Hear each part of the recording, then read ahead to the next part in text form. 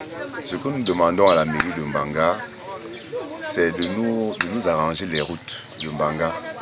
Ceci est le ras-le-bol des populations de Mbanga en général et ceux du quartier 7 en particulier. Le cauchemar qui plane dans la cité est celui de l'impraticabilité des routes, pire encore en saison des pluies, ce qui entraîne une réelle difficulté de la circulation des personnes et des biens.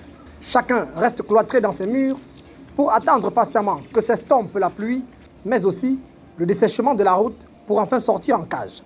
Du coup, le mode de vie est au ralenti et les voix s'élèvent.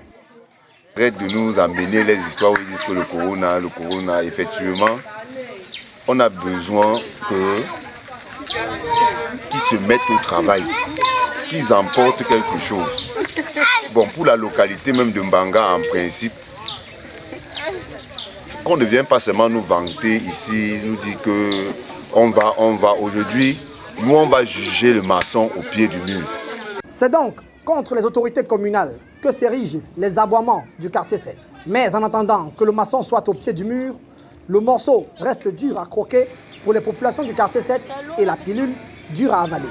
Et dans la mêlée, d'aucuns renchérissent leur mécontentement quand il s'agit de parler d'un précieux sésame nécessaire à la vie, de l'eau potable et pour tous. On a un éternel problème dans ce quartier, surtout quartier 7. Non, quartier 7 d'abord.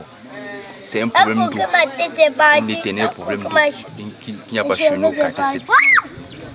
Parce que d'autres quartiers, au moins, ont les semblants du robinet qui coule. Mais chez nous, au quartier 7, il n'y en a pas.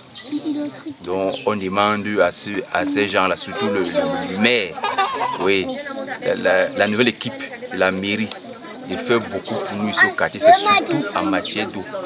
Attendons donc la suite de l'affaire.